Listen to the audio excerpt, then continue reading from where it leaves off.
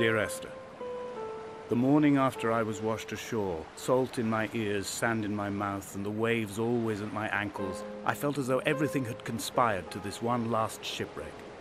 I remembered nothing but water, stones in my belly and my shoes, threatening to drag me under to where only the most listless of creatures swim.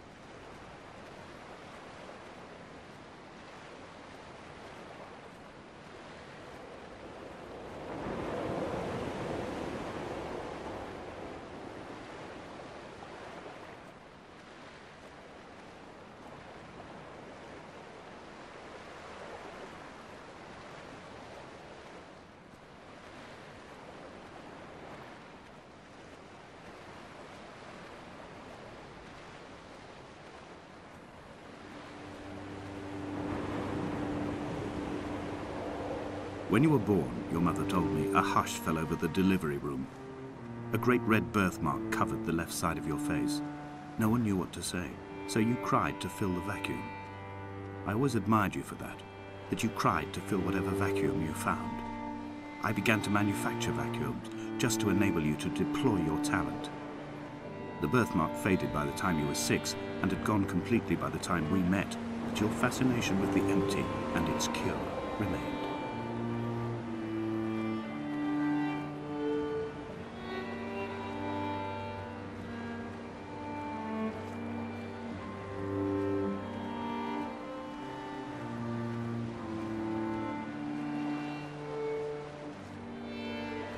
Dear Esther, I found myself to be as featureless as this ocean, as shallow and unoccupied as this bay, a listless wreck without identification. My rocks are these bones, and a careful fence to keep the precipice at bay. Shot through me caves, my forehead a mount. This aerial will transmit into me so. All overexposed, the nervous system, where Donnelly's boots and yours and mine still trample. I will carry a torch for you. I will leave it at the foot of my headstone. You will need it for the tunnels that carry me under.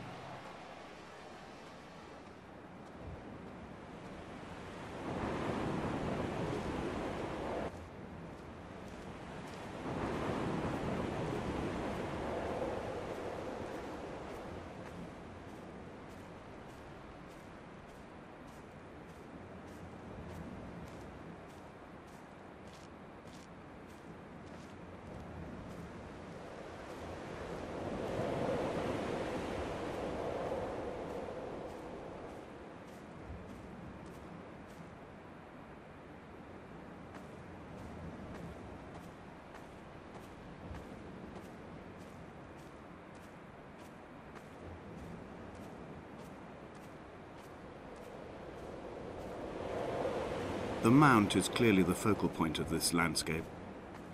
It almost appears so well placed as to be artificial. I find myself easily slipping into the delusional state of ascribing purpose, deliberate motive to everything here. Was this island formed during the moment of impact? When we were torn loose from our moorings, and the seatbelts cut motorway lanes into our chests and shoulders, did it first break surface then?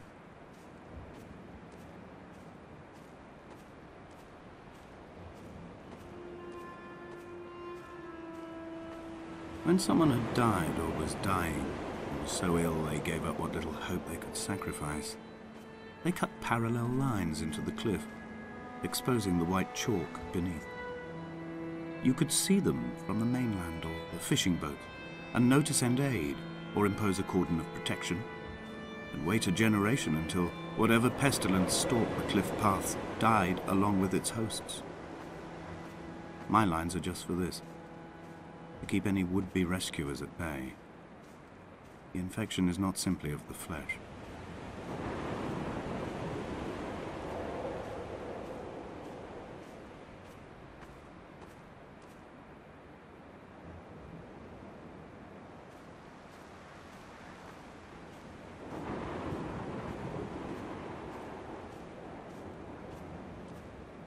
I quote directly, "A motley lot with little to recommend them. I have now spent 3 days in their company. That is, I fear, enough for any man not born amongst them. Despite their tedious inclination to quote scripture, they seem to me the most God-forsaken of all the inhabitants of the outer isles. Indeed, in this case, the very gravity of that term, forsaken by God, seems to find its very apex. It appears to me that Donnelly, too, found those who wander this shoreline to be adrift from any chance of redemption. Did he include himself in that, I wonder?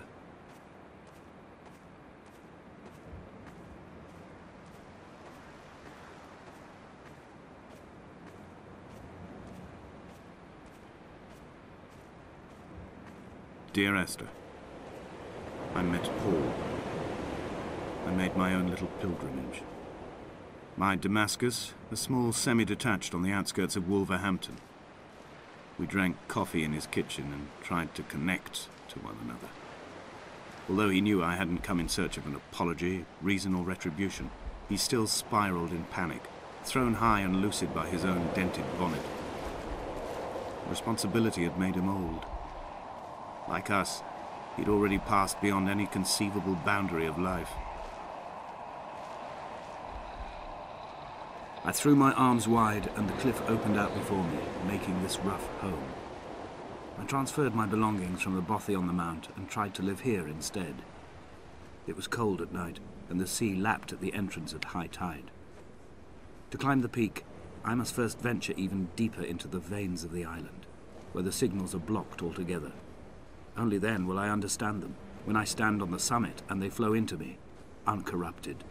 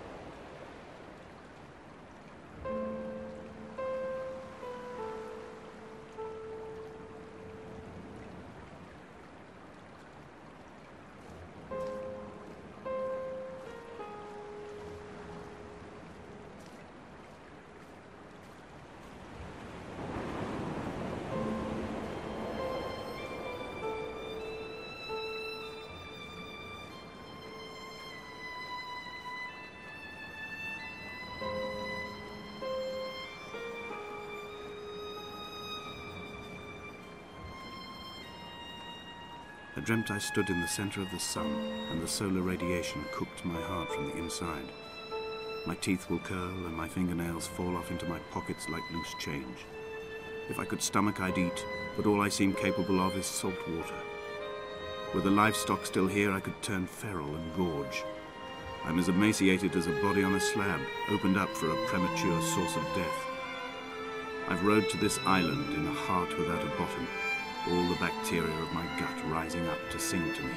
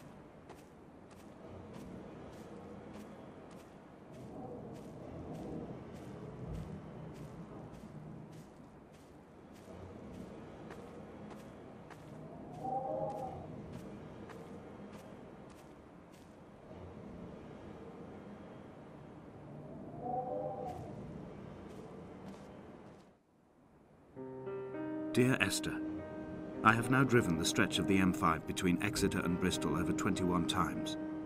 But although I have all the reports and all the witnesses, and have cross-referenced them within a millimetre using my Ordnance Survey maps, I simply cannot find the location.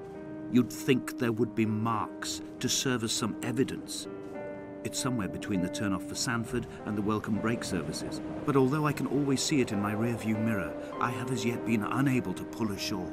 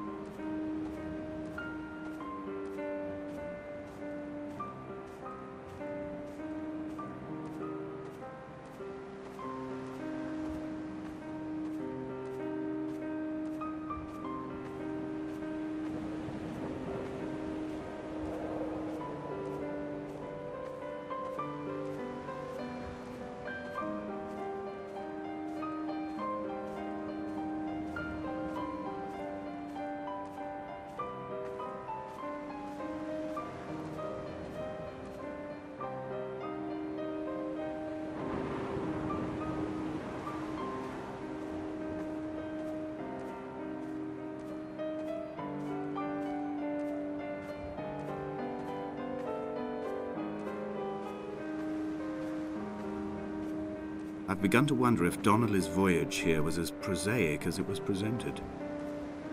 How disappointed not to have found the bones of the holy man. No wonder he hated the inhabitants so. To him they must have seemed like barnacles mindlessly clinging to a mercy seat. Why cling so hard to the rock? Because it is the only thing that stops us from sliding into the ocean, into oblivion.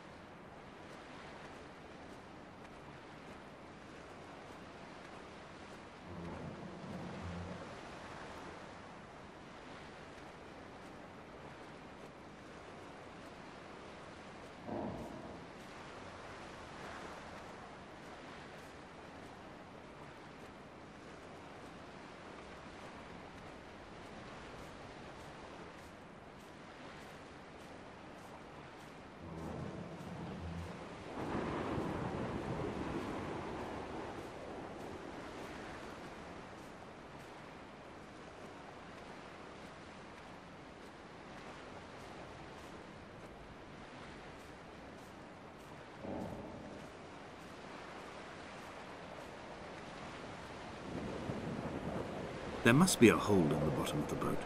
How else could new hermits have arrived?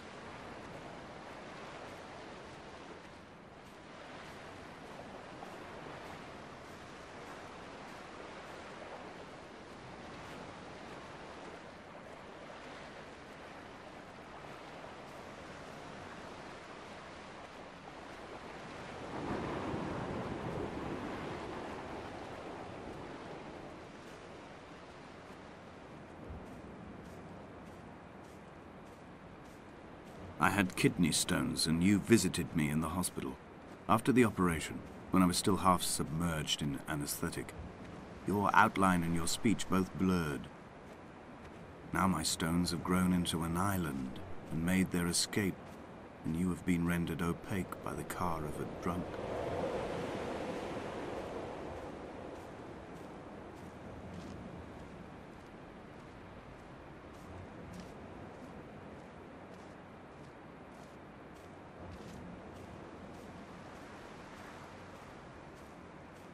When I first looked into the shaft, I swear I felt the stones in my stomach shift in recognition.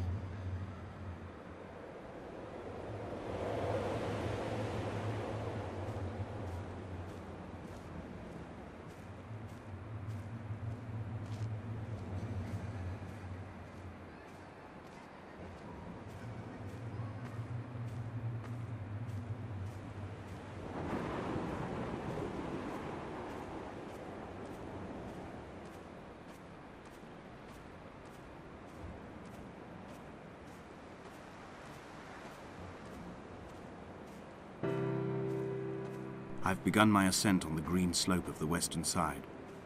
I've looked deep into the mountain from the shaft and understood that I must go up and then find the way under. I will stash the last vestiges of my civilization in the stone walls and work deeper from there. I'm drawn by the aerial and the cliff edge. There is some form of rebirth waiting for me there.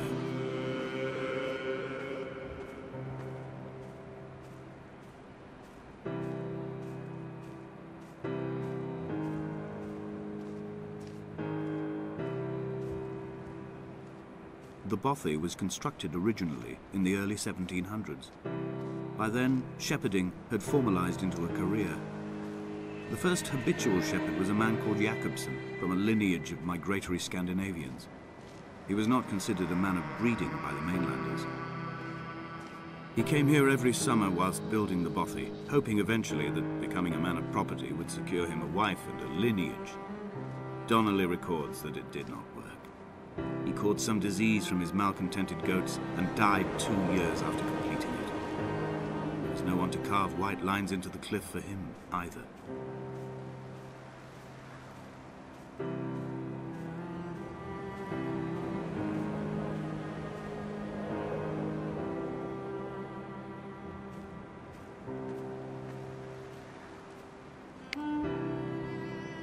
Three cormorants seen at dusk. They did not land. This house built of stone, built by a long-dead shepherd. Contents: my camp bed, a stove, a table, chairs, my clothes, my books. The caves that score out the belly of this island, leaving it famished. My limbs and belly famished. This skin, these organs, this failing eyesight. When the battery runs out in my torch, I will descend into the caves and follow only the phosphorescence home.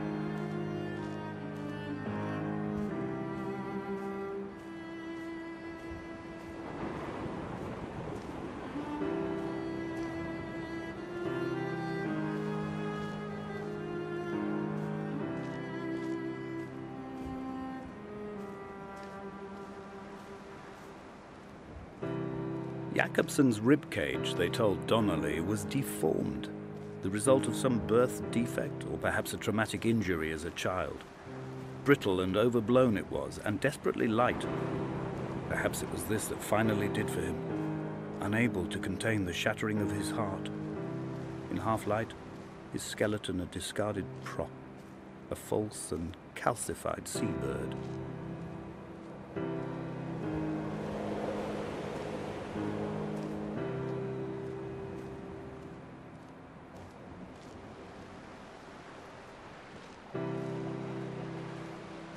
They found Jakobsen in early spring. The thaw had only just come. Even though he'd been dead nearly 7 months, his body had been frozen right down to the nerves and had not even begun to decompose. He'd struggled halfway down the cliff path, perhaps looking for some lost goat, or perhaps in a delirium, and expired, curled into a claw right under the winter moon. Even the animals shunned his corpse. The mainlanders thought to bring it home unlucky. Donnelly claims they dragged it to the caves to thaw out and rot, but he is proving an unreliable witness.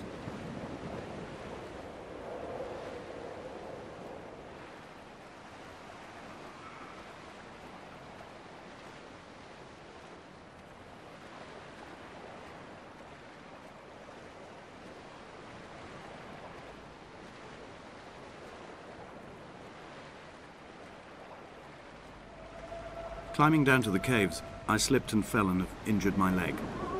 I think the femur is broken. It is clearly infected. The skin has turned a bright, tight pink, and the pain is crashing in on waves, winter tides against my shoreline, drowning out the ache of my stones. I struggled back to the bothy to rest, but it has become clear that there is only one way this is likely to end. The medical supplies I looted from the trawler have suddenly found their purpose. They will keep me lucid for my final ascent.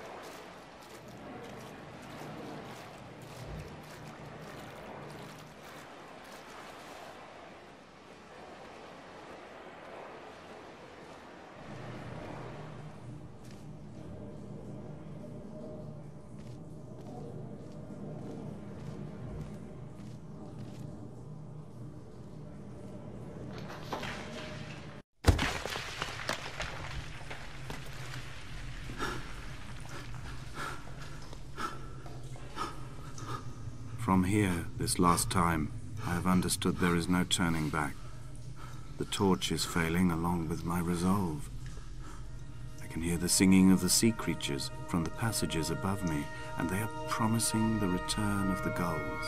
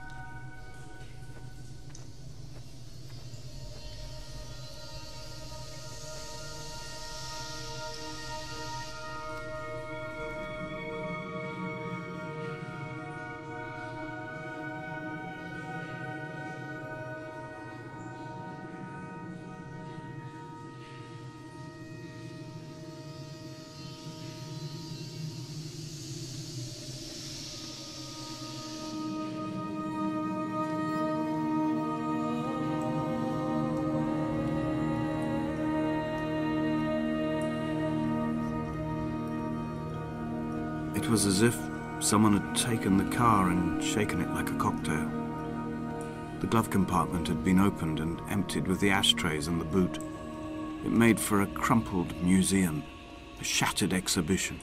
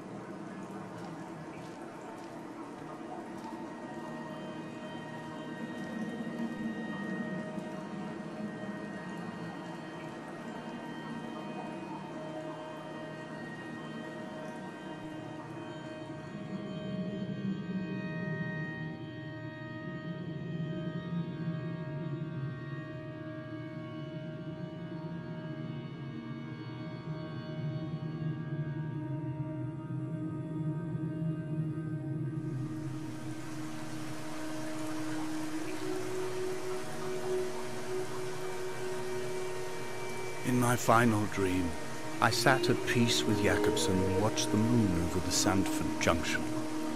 Goats grazed on the hard shoulder, a world gone to weed and redemption. He showed me his fever scars, and I mine, between each shoulder the nascency of flight.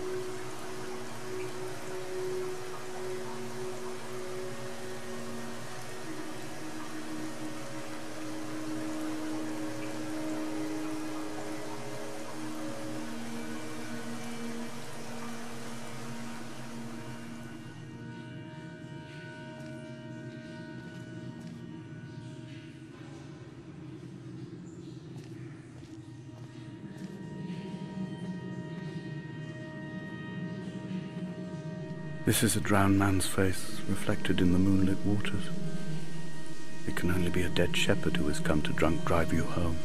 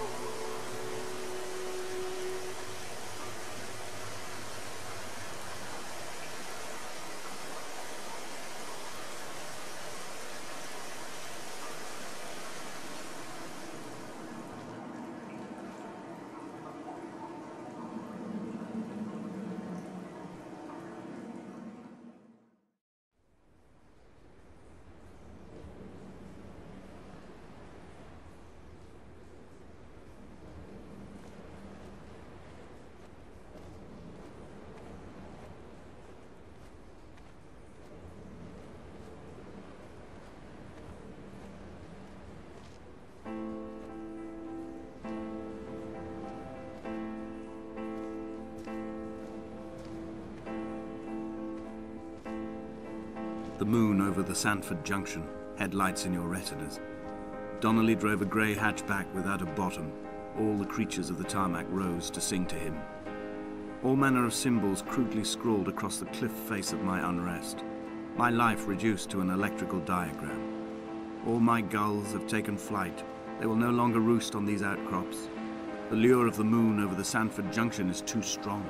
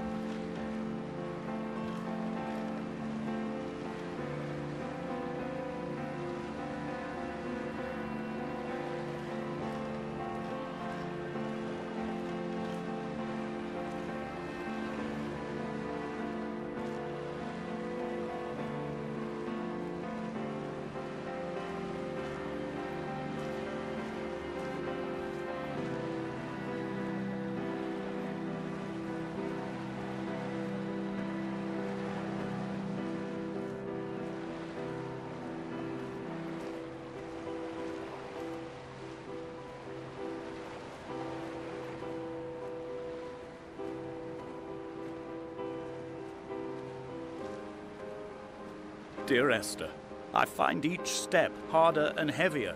I drag Donnelly's corpse on my back across these rocks, and all I hear are his whispers of guilt, his reminders, his burnt letters, his neatly folded clothes. He tells me I was not drunk at all.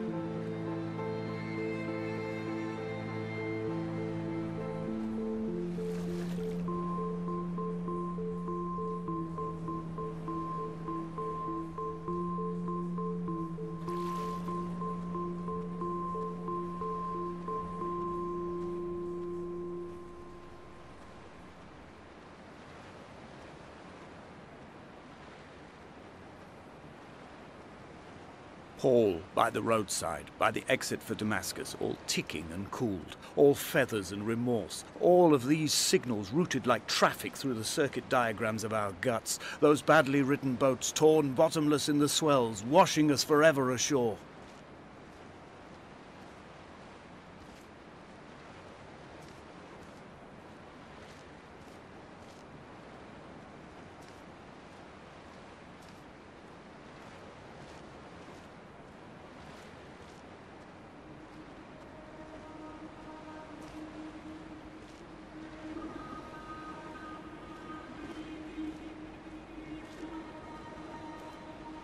From here, I can see my armada. I collected all the letters I'd ever meant to send to you, if I'd have ever made it to the mainland, but had instead collected at the bottom of my rucksack, and I spread them out along the lost beach. Then I took each and every one, and I folded them into boats. I folded you into the creases, and then, as the sun was setting, I set the fleet to sail. Shattered into 21 pieces, I consigned you to the Atlantic, and I sat here until I'd watched all of you sink.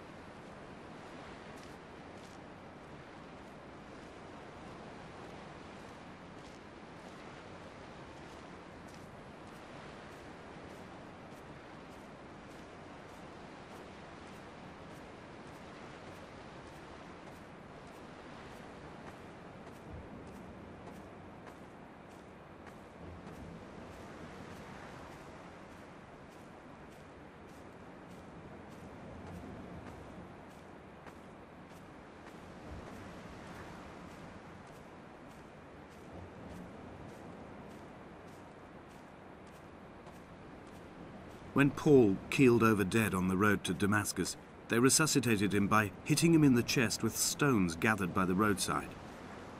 He was lifeless for 21 minutes, certainly long enough for the oxygen levels in his brain to have decreased and caused hallucinations and delusions of transcendence. I'm running out of painkillers, and the moon has become almost unbearably bright.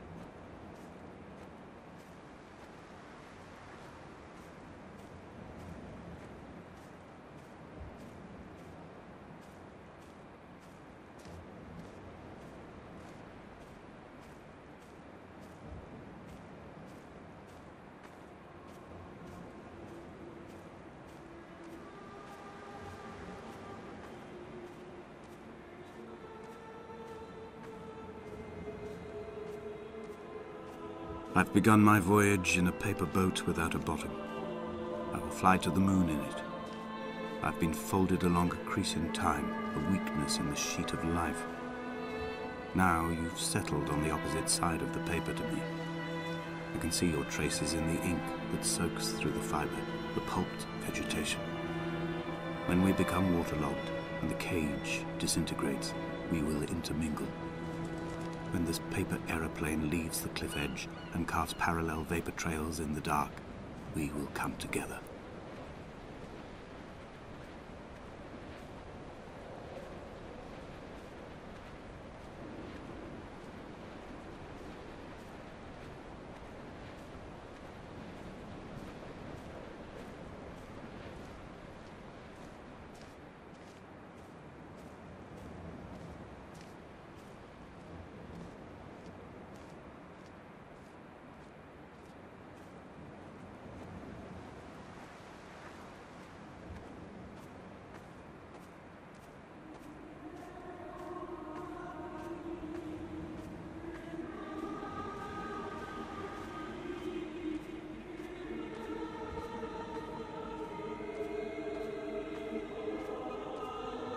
If only Donnelly had experienced this, he would have realized he was his own shoreline, as am I.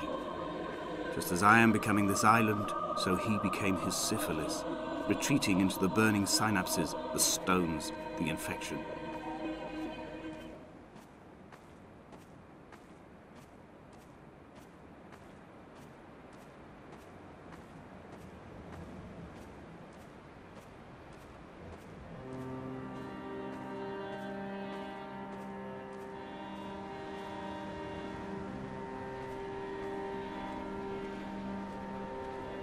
Returning to my car afterwards, hands still shaking, and a head split open by the impact.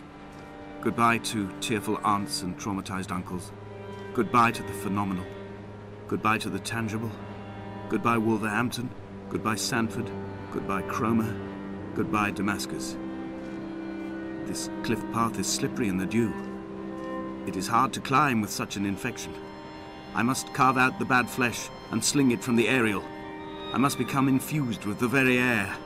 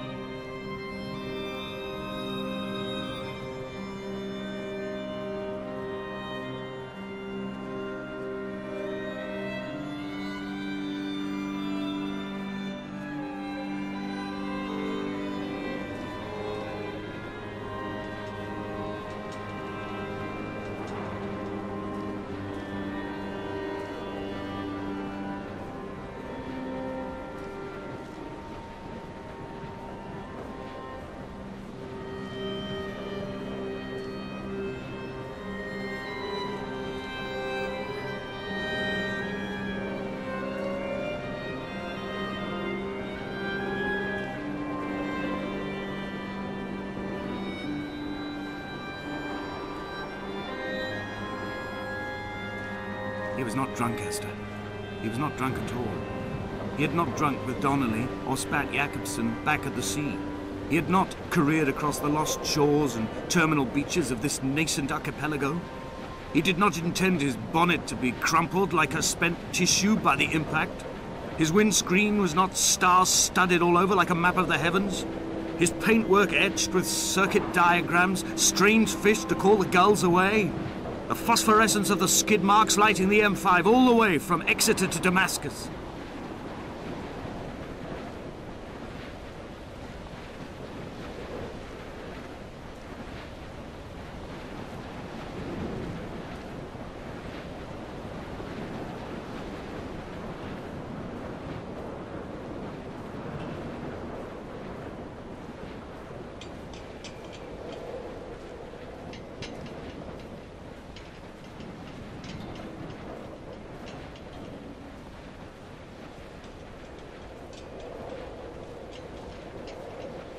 I am the Ariel.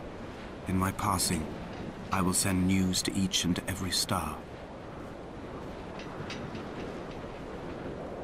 Dear Esther, I have burnt my belongings, my books, this death certificate. Mine will be written all across this island. Who was Jakobsen? Who remembers him? Donnelly has written of him, but who was Donnelly? Who remembers him? I have painted, carved, hewn, scored into this space all that I could draw from him. There will be another to these shores to remember me. I will rise from the ocean like an island without bottom, come together like a stone, become an Ariel, a beacon, that they will not forget you. We've always been drawn here. One day the gulls will return and nest in our bones and our history. I will look to my left and see Esther Donnelly flying beside me. I will look to my right and see Paul Jakobsen flying beside me. They will leave white lines carved into the air to reach the mainland, where help will be sent.